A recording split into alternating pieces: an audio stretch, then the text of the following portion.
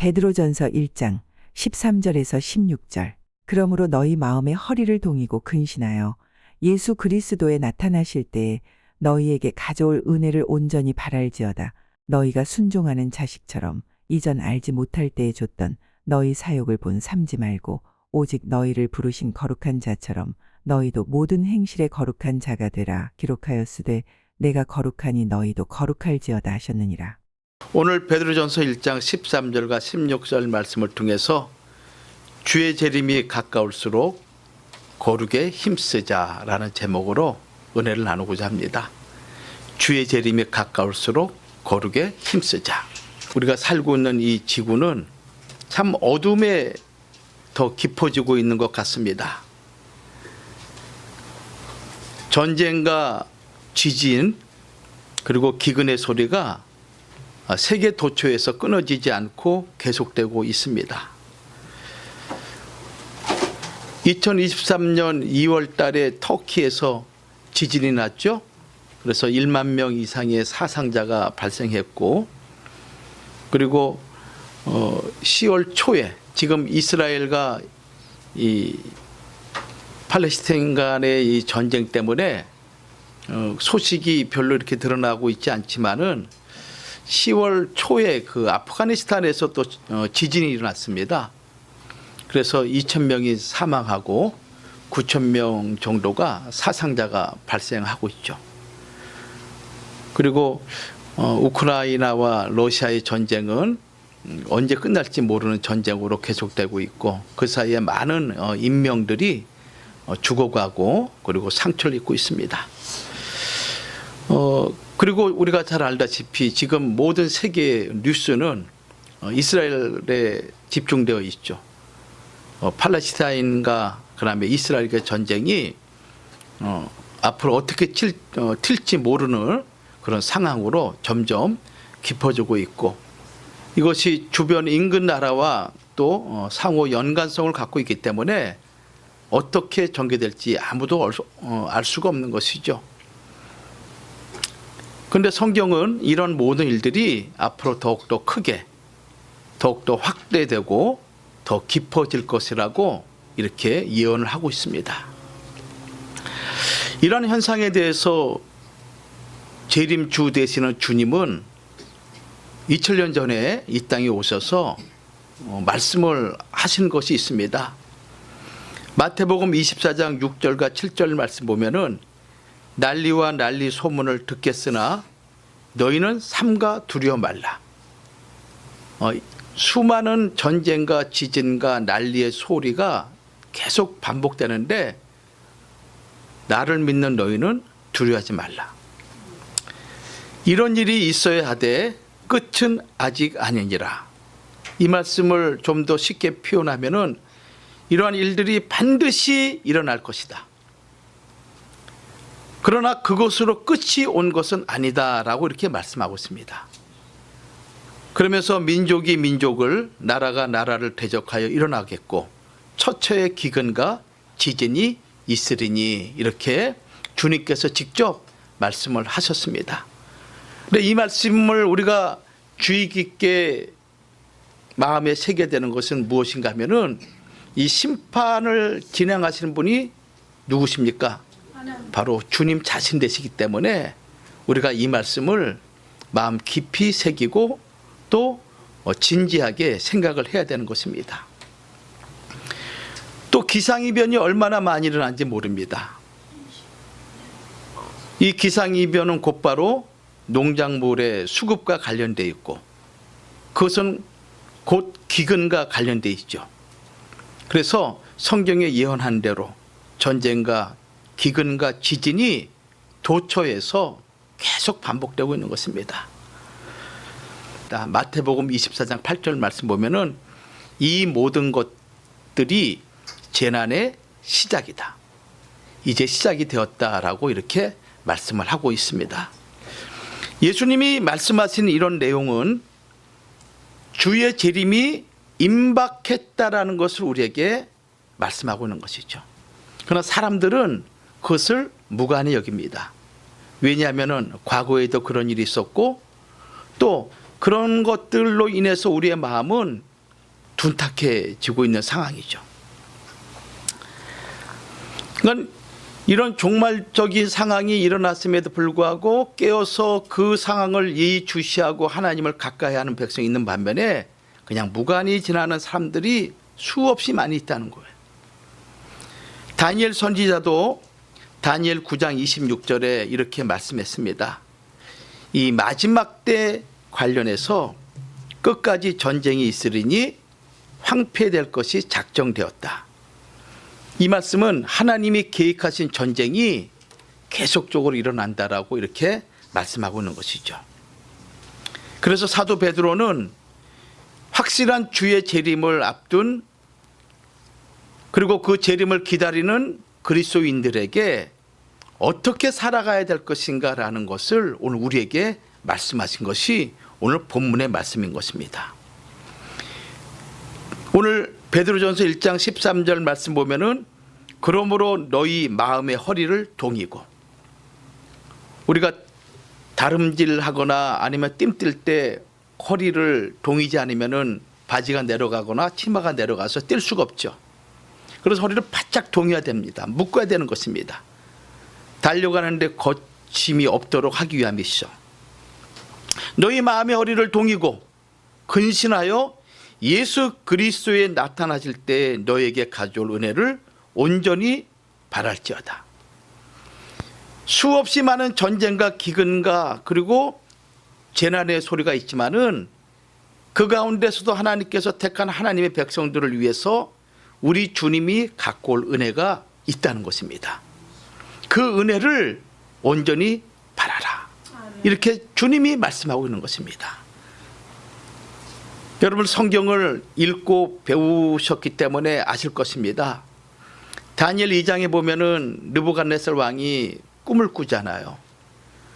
그 꿈이 무슨 꿈이냐면은 금신상의 꿈입니다. 근데 그 금신상의 꿈을 다니엘 선지자가 하나님이 주신 계시로 풀이해 주죠. 그것은 금머리와 그리고 은으로 된 가슴과 롯으로 된 배와 넓적다리와 그리고 철로 된 두 정강이를 해석해 줍니다. 그리고 마지막 발은 일부는 흙이요 일부는 철이다. 그렇게 해서 열왕의 시대가 전개될 것을 얘기하고 있죠. 그 금머리는 누굴 상징합니까? 바로 그 당시 세계 최강국인 바벨론 나라를 얘기하고 있죠. 그리고 바벨론 나라 이후에 등장할 메데 바사 페르시아 제국을 얘기하고 있습니다. 그리고 그 제국을 무너뜨리고 등장할 새로운 나라가 있는데 알렉산더의 헬라 제국이죠. 그리스 제국이죠. 그리고 그 나라의 수명이 끝나고 난 이후에 가장 강력한 나라가 등장하는데 로마 제국이 등장할 것을 얘기하고 있습니다. 이것은 다니엘이가 하나님의 계시를 통해서 앞으로 이루어질 것을 예언한 말씀입니다. 느부갓네살 왕의 꿈을 통해서 하나님이 드러내신 말씀이죠. 그 계획대로 하나님은 역사 속에 바벨론 나라와 페르시아 제국 그리고 헬라 제국, 로마 제국 그 나라를 통해서 하나님의 구속의 역사를 전개시켜 오신 것입니다. 마찬가지로 오늘 이 시간 현재 우리가 살고 있는 이 상황 속에서도 하나님은 역사의 주인이 되시기 때문에 모든 나라의 그 흥망성쇠를 하나님의 주권적으로 하나님께서 움직여 가고 있다는 것을 우리가 분명히 믿어야 되는 것입니다. 이러한 모든 것들은 하나님의 심판대가 가까웠기 때문에 그 심판대가 되면은 인생들의 참과 거짓을 밝혀지게 되고 또 그 행한 대로 하나님이 심판을 받게 될 것이라고 분명히 말씀하고 있기 때문에 우리는 이 모든 것들에 대해서 근신하고 깨어 있어야 되는 그런 믿음을 가져야 됩니다. 자, 그렇다면은 오늘 베드로 사도가 우리에게 어떠한 자세를 가져야 될 것인가라는 측면에서 거룩에 힘쓰라고 말씀하고 있는데 이 말씀을 통해서 저는 두 가지로 은혜를 나누고자 합니다. 자, 첫 번째로 말세에 두 가지 특징이 있습니다. 여러분들, 마지막 때가 되면은 수많은 전쟁과 기근과 재난이 일어나고 처처해서 못 살겠다는 그런 소리가 사무치도록 일어납니다. 근데 그런 상황 속에서도 두 가지 특징이 있다는 거예요. 그 두 가지 특징을 다니엘 선지자가 이렇게 얘기하고 있습니다. 다니엘 12장 10절 말씀 보면은 이렇게 말씀하고 있죠. 많은 사람이 연단을 받아 스스로 정결케 하며 희게 할 것이나 악한 사람은 악을 행하리니 악한 자는 아무도 깨닫지 못하되 오직 지혜 있는 자는 깨달으리라. 이렇게 말씀하고 있습니다. 주님 재림할 때가 임박하게 되면은 두 종류의 부류로 갈라진다는 거예요. 어떤 경우냐?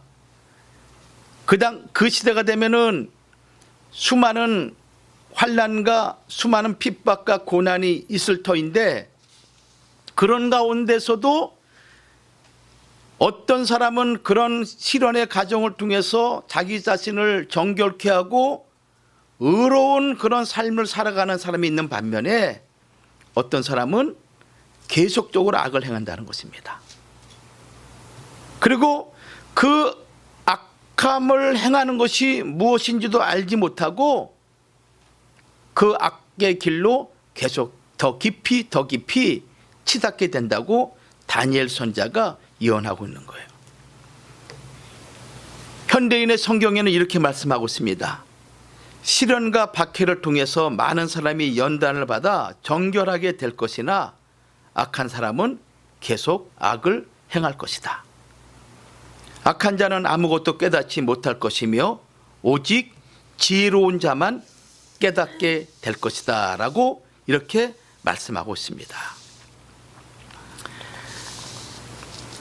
여기 두 가지로 얘기하고 있죠. 거룩한 자는 그대로 거룩하게 된다 이렇게 말씀하고 있습니다. 자, 이 말씀도 여러분들 이 주의 재림과 관련해서 사도 요한은 계시록을 통해서 이제 장차 어떤 일이 있을 것인가라는 것을 일곱인, 일곱 나팔, 일곱 대접을 통해서 우리에게 받은 바 계시를 말씀을 통해서 우리에게 전해주고 있습니다. 그러면서 계시록 22장 마지막 이 주의 재림과 관련된 사건을 정리하고 마무리하면서 계시록 22장 11절에 이렇게 마무리를 하고 있습니다. 다니엘 선지자와 동일한 표현을 쓰고 있습니다. 우리 한번 계시록 22장 11절 말씀을 찾아보도록 할게요. 10절 시작. 또 내게 말하되 이 책의 예언의 말씀을 임보관이 말라. 때가 가까우니라. 불의를 하는 자는 그대로 불의를 하고 더러운 자는 그대로 더럽고 의로운 자는 그대로 의를 행하고 거룩한 자는 그대로 다니엘 선지자가 다니엘 12장 10절에서 말씀하신 그 내용과 같은 내용이죠. 사도 요한이 뭐라고 말씀하고 있냐면은 이렇게 말씀하고 있습니다. 불의를 행한 자는 계속 불의를 한다는 거예요. 더러운 자는 계속 더러워진다는 것입니다. 그러나 의로운 자는 그대로 의를 행하고 거룩한 자는 그대로 거룩하게 된다는 거예요. 성령의 감동을 통해서 그 시대 마지막 시대를 예언했던 주의 거룩한 종들이 말씀하신 거예요. 하나님 말씀이죠. 이 거룩이라는 것은 헬라어로 하기오스라는 단어를 쓰고 있는데 두 가지의 의미를 가지고 있습니다. 양면성을 가지고 있어요. 하나는 구별이란 뜻과 또 하나는 헌신이라는 뜻을 가지고 있어요. 구별, 헌신. 즉 거룩한 자는 하나님과 하나님의 뜻을 위해서 구별되고 헌신된 사람이라는 것입니다. 이것이 마지막 때가 되면은 죄가 간영하고 광포와 폐괴가 충만한 세상 가운데 그것이 더욱더 분명하고 뚜렷하게 드러난다는 거예요. 더욱더 주 앞에 헌신하는 그 행동이 드러난다는 거예요.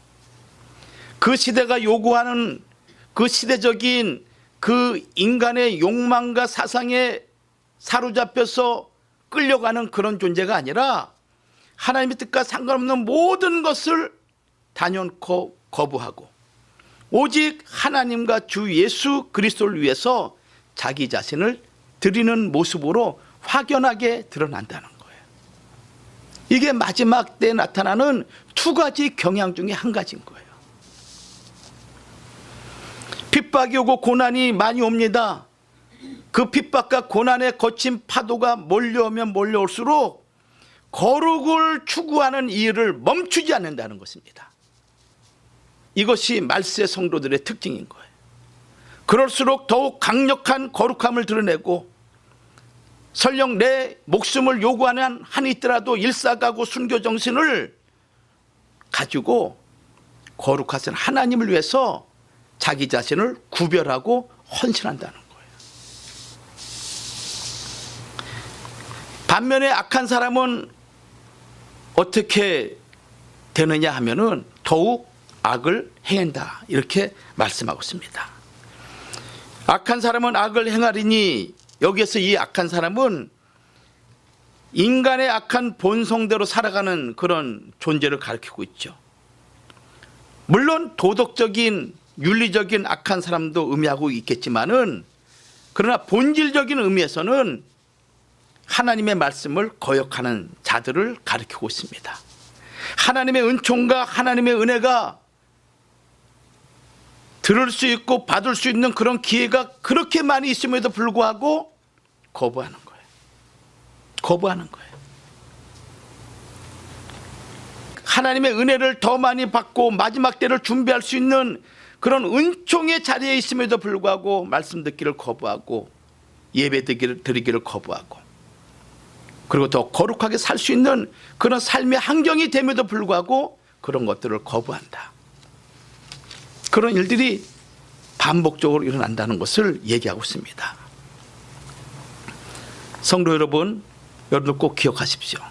악한 사람은 한순간에 악한 사람으로 고착된 것이 아닙니다. 그것은 그의 삶의 여정을 통해서 서서히 형성되고 있기 때문에 어느 날 갑자기 고쳐지는 것이 아닙니다. 오랫동안 점진적으로 그러한 삶을 살아왔기 때문에 하루아침에 그 방향을 틀 수가 없는 것입니다.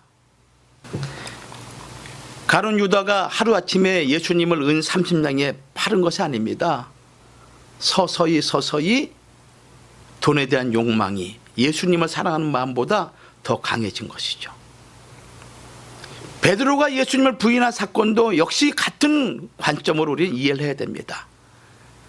그리고 오늘 우리가 살아가는 우리의 각자의 신앙도 살펴보면서 과연 우리에게 예고 없이 닥치는 수없이 많은 일들이 있을 경우에 나는 내 신앙을 유지할 수 있으며 내 미래를 내 자신에게, 내 주변에게 맡길 수 있는지 아니면 누구에게 의지해야 될 것인지 한번 진지하게 생각을 해봐야 되는 거예요.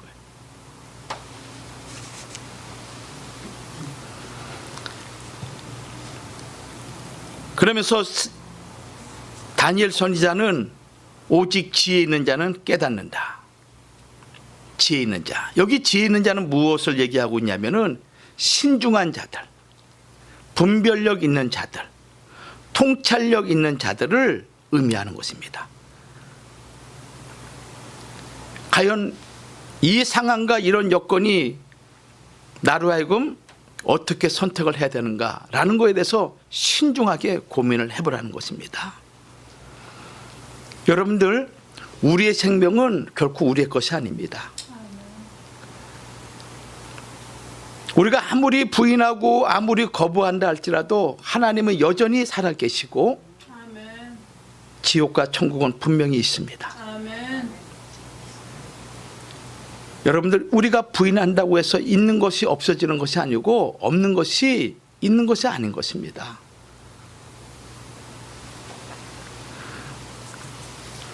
옳게 분별하는 일은 하나님을 믿는 사람들에게 너무 필수적인 그런 특징이기도 하죠.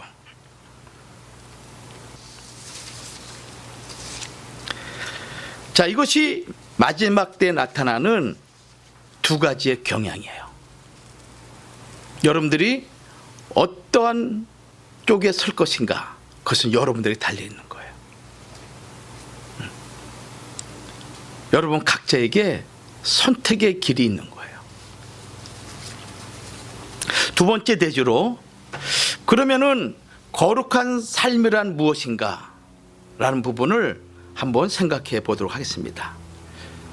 성도 여러분, 여러분들이 그리스도인으로 산다는 것은 무엇을 의미하는 것일까요? 내가 예수를 믿는다라는 것은 어떤 의미를 내게 주고 있는 것일까요? 교회에 등록을 하고 주일 예배에 참석을 하고 성경을 읽고 그렇게 함으로써 내가 그리스도인으로 사는 것이라 이렇게 정의를 내릴 수 있을까요? 물론 그것도 일부 맞는 말이기도 합니다. 그러나 본질적인 것은 내가 예수를 나의 구주로 영접하고 예수를 이 땅에 보내신 참된 하나님을 나의 아버지로 섬긴다는 의미 속에는 내가 그분의 말씀대로 그분의 거룩한 뜻대로 살아간다는 의미가 더 중요한 본질적인 의미라는 것입니다. 요한복음 8장 47절에 그 의미를 분명히 말씀하고 있습니다. 하나님께 속한 자는 하나님의 말씀을 듣나니 너희가 듣지 아니함은 하나님께 속하지 아니하였음이니라. 다시 한번 읽어보겠습니다. 하나님께 속한 자는 하나님의 말씀을 듣나니 너희가 듣지 아니함은 하나님께 속하지 아니하였음이니라. 이것을, 이 말씀을 통해서 여러분 각자 한번 진지하게 생각해 보십시오. 내가 하나님께 속한 자인지 하나님께 속하지 않은 자인지. 하나님께 속한 자는 반드시 하나님 말씀대로 살게 되어 있습니다. 그리고 하나님의 본질적인 요구사항이 무엇입니까? 내가 거룩하니 너희도 거룩하라. 요한일서 4장 5절과 6절 말씀 보면은 저희는 세상에 속한 고로 세상에 속한 말을 하매 세상이 저희 말을 듣느니라. 이 말씀은 거짓 예언자들은 세상에 속하여 세상의 일을 말하며 세상은 그들의 말을 듣습니다라는 의미인 것입니다. 그러나 우리는 하나님께 속하였으니 하나님을 아는 자는 우리의 말을 듣고 하나님께 속하지 아니한 자는 우리의 말을 듣지 아니하나니 진리의 영과 미혹의 영을 이로써 아느니라 라고 이렇게 말씀하고 있어요.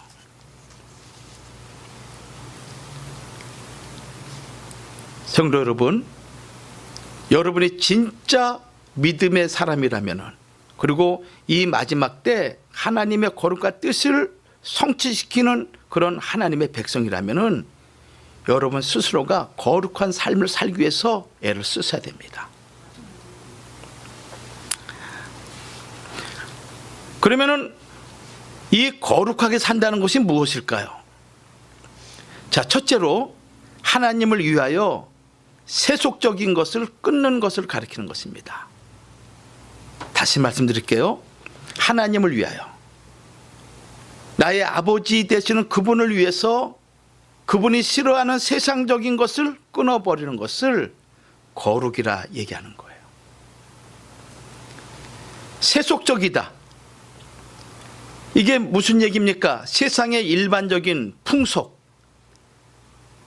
제약된 세상에서 형성된 시대적인 사상이나 문화나 그 외 여타의 많은 것들, 하나님의 뜻과 상관없는 것들, 그런 것들을 단연코 끊어버리는 것을, 그것이 무엇인가? 거룩이라는 거예요. 우리는 두 주인을 섬길 수가 없는 것입니다. 하나님과 세상.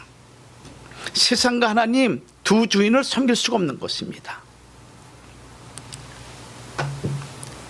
세속주의, 이것은 과거나 미래에 눈을 돌리지 않고 오직 현재의 삶에만 관심을 두고 현세 안에서, 현실 안에서 이룰 수 있는 것들에 정력을 쏟는 그런 자들을 가리켜서 세속주의자라고 얘기하고 있는 거예요. 그들에게는 현재만 중요합니다. 세속적이라는 것은 육체의 정욕과 안목의 정욕과 이상의 자랑으로 가득 차 있는 것을 가리켜서 세속적이다, 세속주의자다 이렇게 말하고 있는 거예요. 철저하게 인본주의적인 거예요. 인본주의적인 거예요. 요한일서 2장 15절과 17절 말씀 보면은 이 세상이나 세상에 있는 것들을 사랑치 말라. 누구든지 세상을 사랑하면 아버지의 사랑이 그 속에 있지 아니하니 이는 세상에 있는 모든 것이 육신의 정욕과 안목의 정욕과 이생의 자랑이니 다 아버지께로 쫓아온 것이 아니요 세상으로 쫓아온 것이라. 이 세상도 그 정욕도 지나가되 오직 아버지의 뜻을 행하는 이는 영원히 거하느니라. 그러니까 하나님의 뜻을 행하는 자, 다시 말씀드리면 하나님 말씀을 붙잡고 나아가는 자는 그 말씀이 하나님이 영원하시기 때문에 우리를 영원하게 하나님이 인도하신다는 것입니다. 여기 육신의 정욕이 무엇입니까? 성욕에 미치거나 정욕적인 그런 것들에 사로잡혀 있는 자들이죠. 안목의 정욕이 무엇입니까? 그것은 눈에 띄는 것은 무엇이나 다 사고 싶어하는 그런 욕망. 이생의 자랑은 자신의 재산이나 지위를 그런 또는 세상에 있는 그런 어떤 지위를 막 자랑하고자 하는 그런 욕망을 얘기하고 있는데 이런 모든 것들은 악한 세상에서 나온 것이라고 말씀하고 있는 거예요. 그렇기 때문에 거룩과 세상, 거룩과 세속적인 것은 대립될 수밖에 없습니다. 왜? 거룩은 하나님으로부터, 세속적인 것은 세상으로부터, 타락한 세상으로부터 형성된 것이기 때문에 대립될 수밖에 없는 거예요. 하나님께 난 자들은 더 이상 세상에 속하지 말아야 됩니다. 요한복음 17장 16절에도 주님 말씀하기를 내가 세상에 속하지 아니함 같이 저희도 세상에 속하지 아니하였사옵나이다. 주님은 세상에 살고 있었지만은 세상에 속한 분이 아니죠. 우리와 같이 혈과 육으로 이 땅에 오셨지만은 그리고 우리와 같이 먹고 마시고 슬픔과 눈물과 아픔을 경험하셨지만은 그분 자신은 본질적으로 세상에 속한 분이 아니에요. 마찬가지로 우리가 예수 그리스도로 거듭났다면은 우리 자신은 본질적으로 하나님께 속한 자들인 것입니다. 주의 것입니다. 하나님의 것입니다. 새로운 피조물인 것입니다. 그러므로 세상의 것에 연연하지 말고 이제는 우리의 남은 생에 하나님과 그 뜻을 위해서 어찌하든 간에 내 삶 속에 우리 가정 속에 세상의 더러운 것들이 역사하지 않도록 내 각자가 벽이 되어주고 하나님의 능력이 되어주셔서 가정을 지키고 내 자신을 지키는 거룩한 하나님의 백성으로 살아가야 된다는 것입니다. 아멘. 다니엘 1장 8절 말씀 보면은 다니엘의 거룩을 우리가 알 수 있죠. 다니엘은 뜻을 정하여 왕의 진미와 그 마시는 포도주로 자기를 더럽히지 아니하려고 이렇게 말씀하고 있습니다. 이 말씀을 쉽게 표현하면은 다니엘은 왕궁에서 주는 음식과 포도주를 먹어 자기 몸을 더럽히지 않으리라 굳게 마음을 먹었다. 이렇게 말씀하고 있는 거예요. 그 당시 왕의 식탁에 올라온 음식은 우상에게 절한 음식이 대부분이었습니다. 그 음식을 먹는다라는 것은 우상에게 내가 충성하겠다라는 그런 의미가 포함되어 있는 것입니다. 그러나 만군의 여호와 하나님께 속한 다니엘과 그 친구들은 그러한 것을 알고 있기 때문에 우상 숭배를 그리고 그 우상 숭배의 제물을 단연코 거절하고 세상적인 것에 가담하는 것을 스스로 금하했던 것이죠. 성도 여러분, 죄는 물에 돌을 던질 때 일어나는 파동과 같습니다. 비록 작은 것을 할지라도 그것이 미치는 영향은 온 물에 영향을 끼치게 됩니다. 작은 돌을 여러분들 호수에 던져보십시오. 그 떨어지는 그것을 중심으로 파동이 일어나가지고 육지까지 도달하게 되죠. 큰 바위가 떨어지면 말할 것도 없죠. 개인과 교회에도 동일한 것입니다. 내 안에 조그만 악이 들어오게 되면 그 악이 비록 작은 것이지만은 내 온 전체 삶에 영향을 끼친다는 것입니다. 그래서 사도 바울은 데살로니가전서 5장 22절에 악은 모든 모양이라도 버리라 이렇게 말씀하고 있습니다. 모든 종류의 악을 멀리하라고 데살로니가전서 5장 22절에 말씀하고 있어요.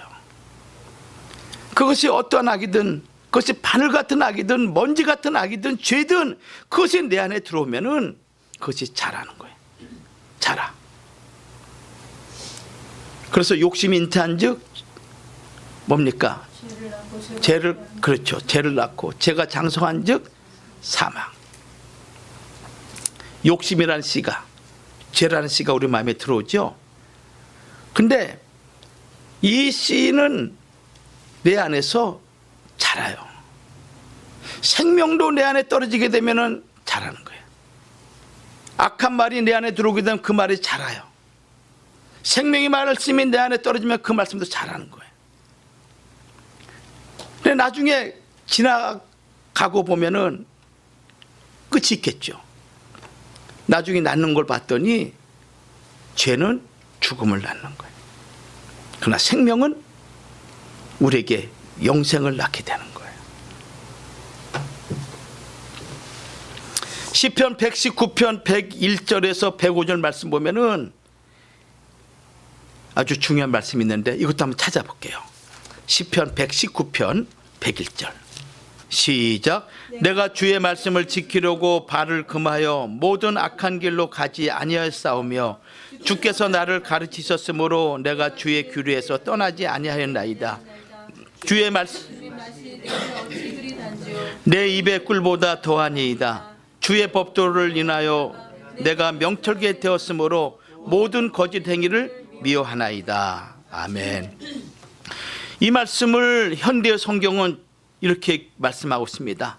주님의 말씀 따라 살고자 마음 먹었기에 못된 짓이라면 그 어떤 것도 하지 않으며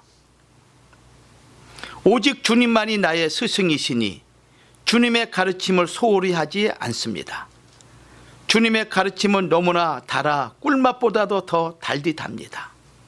주님의 법 읽고 또 읽어 슬기를 얻었기에 모든 거짓을 혐오합니다. 이것이 시편 119편 101절에서 104절까지 말씀이에요. 시편 기자가 하나님 말씀을 지키기 위해서 얼마나 몸부림치는지 발을 금하여 모든 악한 길로 가지 아니하였사오며 이렇게 말씀하고 있는 것이죠.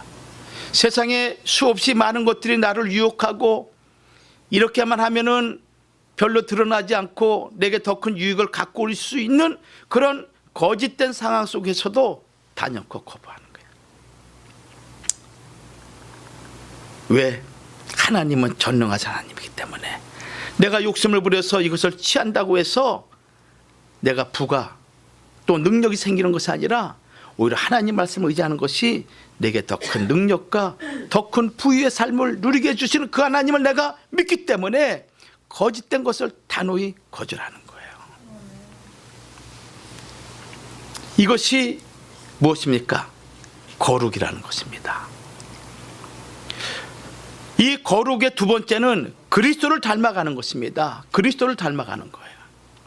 자, 자녀가 부모를 닮아가듯이 우리가 하나님의 자녀이라면 당연히 우리 삶의 구석구석에 이르기까지 말이나 행동이나 생각이나 나의 모든 것이 예수 그리스도를 닮아가야 되는 거예요. 아까도 읽었지만 요한복음 8장 47절 말씀 보면은 하나님께 속한 자는 하나님의 말씀을 듣는다. 가정에서도 그렇잖아요. 참 착한 아이들, 잘 자란 아이들은 부모의 말을 잘 들어요. 예, 세상에서 아무리 유혹이 온다 할지라도 부모의 말씀을 우선해요. 그러나 말 안 듣는 아이들 보십시오. 부모를 우습게 여기고 부모의 말을 가볍게 여기고 자기 멋대로 했다가 자기의 삶이 엉망진창이 된 그런 자녀들이 우리 주변에 얼마나 많이 있습니까?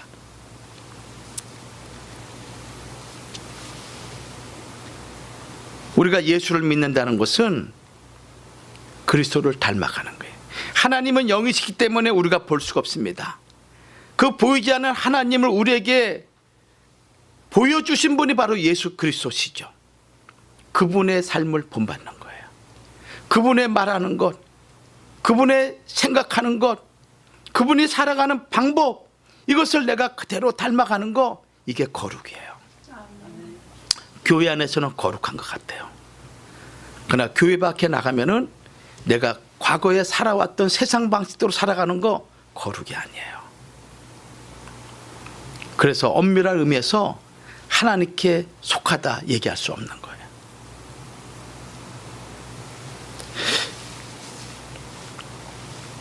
그래서 골로새서 3장 10절 말씀 보면은 새 사람을 입었으니 이는 자기를 창조하신 자의 형상을 쫓아 지식에까지 새롭게 하심을 받는 자니라. 지식에까지. 세 번째는 모든 삶을 하나님 중심으로 전환시켜 가는 것입니다. 모든 삶을 하나님 중심에, 자기 중심이 아닌 것입니다. 자기 중심이 아닌 거예요. 디도서 2장 14절 말씀 보면은 그가 우리를 대신하여 자신을 주심은 모든 불법에서 우리를 구속하시고 우리를 깨끗하게 하사 선한 일에 열심하는 친백성이 되게 하려 하심이니라. 우리를 택하신 이유가 무엇입니까? 우리를 구속하신 이유가 무엇입니까? 우리를 예수 그리스도의 보배 피로 깨끗하게 하신 일은 선한 일에 열심내는 친백성 삼기 위함이다라고 얘기한 거예요. 그러므로 로마서 14장 8절 말씀처럼 우리가 살아도 주를 위하여 살고 죽어도 주를 위하여 죽나니 그러므로 사나 죽으나 우리는 주의 것이로다. 성도의 삶의 중심은 그리스도이십니다. 이스라엘 백성이 광야 노정을 진행할 때 이제 42번을 진치는데 그 진을 친 때마다 항상 그들은 성막을 중심으로 해가지고 동서남북 사방에 진을 쳤습니다. 그리고 그 문을 항상 성막으로 향하고 있었죠. 그래서 40년 광야 노정이 어떤 상태냐면은 철저하게 성막 중심의 삶을 살아가는 거예요. 무엇을 얘기합니까? 하나님 중심이에요. 그리고 광야를 이동할 때도 법궤를 앞장 세우고 그 법궤가 인도한 대로 따라갔다고 민수기 10장 33절은 얘기하고 있죠. 그러니까 하나님 말씀이 인도한 대로 따라가는 거예요. 이것은 하나님 중심으로 살아가는 우리의 삶을 얘기하고 있는 것이죠. 여러분의 삶이 그러한 삶이 되길 바랍니다.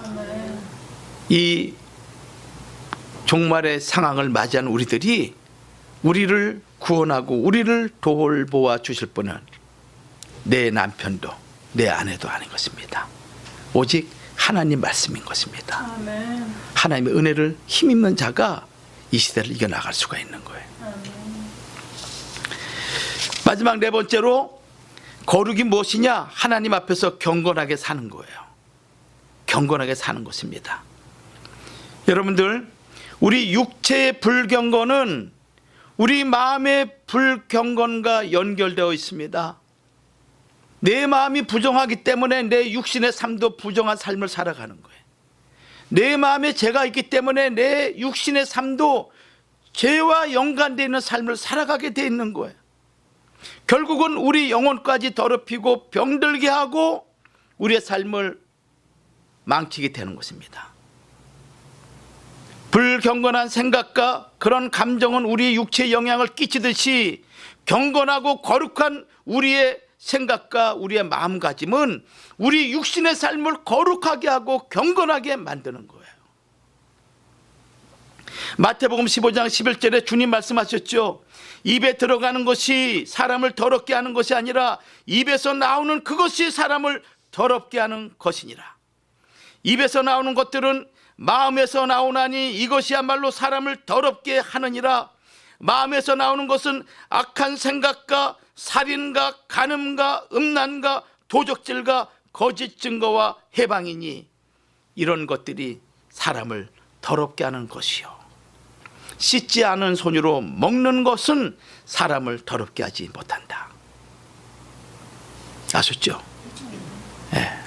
내 마음에서, 내 마음에 있는 이 악이 나를 더럽게 하는 것이지 내가 음식 따로 외적인 걸로 인해서 내가 더럽게 되지 않는다는 거예요.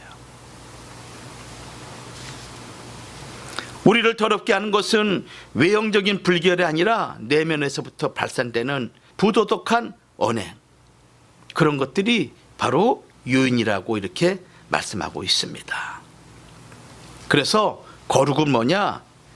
어떤 의식이나 아니면 어떤 모습, 이런 것이 거룩이 아니라 내 속사람, 나의 인격, 나의 양심, 나의 영혼, 이런 모든 것들이 철저하게 말씀을 통해서 변화될 때, 그때 경건한 모습으로 나타나는 거예요. 경건한 능력으로 나타나는 거예요. 마태복음 12장 35절, 선한 사람은 쌓은 선에서 선한 것을 내고 악한 사람은 그 쌓은 악에서 악을 내는 거예요. 이건 진리인 거예요. 이거는 반드시 그럴 수밖에 없는 거예요. 내 안에 무엇이 있느냐, 그것이 밖으로 드러나요. 내 안에 분노가 있으면은 분노의 말이 나오는 거예요. 내 안에 진실된 마음이 있으면 진실이 나오는 거예요. 표현되는 거예요. 결론 맺습니다. 사도 베드로는 이렇게 말합니다. 주님의 날은 마치 도둑같이 오는 것을 여러분들이 잊지 말아라, 이렇게 말씀하고 있습니다. 이 도둑같이 오는 것을 생각지 않고 있을 때 갑자기 주의 재림이 임하게 되는데, 그때는 이 땅에 있는 모든 것들이 불에 타서 없어지고 땅과 땅 위에 있는 모든 것이 다 불타버릴 것이다. 이렇게 모든 것이 다 녹아버릴 것인데 거룩하고 경건한 생활을 너희가 해야 되지 않을 것인가, 이렇게 사도 베드로는 베드로서 3장 11절에 말씀하고 있습니다. 뭐냐? 하나님의 날이 임하기를 간절히 소모하라, 사모하라, 거룩함으로, 이렇게 말씀하시면서 또 동시에 우리가 거룩하게 되는 것은 무엇이냐? 디모데전서 4장 5절 말씀 보면은 하나님 말씀과 기도로만 가능하다 말씀하고 있습니다. 그래서 말씀 듣기를 소홀히 하지 마세요. 아셨죠? 네, 우리 교회 아니라 다른 교회 가서라도 여러분들 말씀 듣기를 소홀히 하지 마십시오. 이것이 여러분들을 살리고 여러분의 가정을 회복시키는 유일한 방법입니다. 그 외에는 아무것도 없습니다. 그러니까 말씀 듣기를 열심히 다 하세요. 그리고 기도하세요. 그럼 하나님의 그 은혜가 여러분과 여러분 가정을 보호해 주실 줄 믿습니다. 아멘. 기도하겠습니다. 살아 역사하시는 하나님 아버지, 은혜를 감사합니다. 들리는 소리마다, 보는 것들마다 감당하기 어렵고 힘들고 또는 두렵고 걱정스러운 일들이 우리 주변에 너무나 많이 있습니다. 하오나 주님, 우리를 하나님의 크신 사랑과 자비로 우리를 사로잡아 주시사 주의 말씀으로 우리를 거룩하게 하옵시고, 그 거룩함을 힘입어 어떠한 두려움, 걱정, 근심 아무것도 아닌 것 같이 하나님 우리의 마음을 주장하여 주시옵소서. 아버지 하나님, 날마다 주와 동행하며 주의 말씀대로 살기를 원합니다. 세상에 어떠한 악이 있다 할지라도 그 악을 넉넉히 이길 수 있는 은혜와 능력의 삶을 살아가기를 원하오니 우리 각자와 우리 가정과 우리의 모든 자녀들을, 또한 우리 교회를 하나님께서 선한 길로 인도하여 주시옵소서. 될 줄로 믿사옵고 예수님의 이름으로 기도 올리옵나이다. 아멘.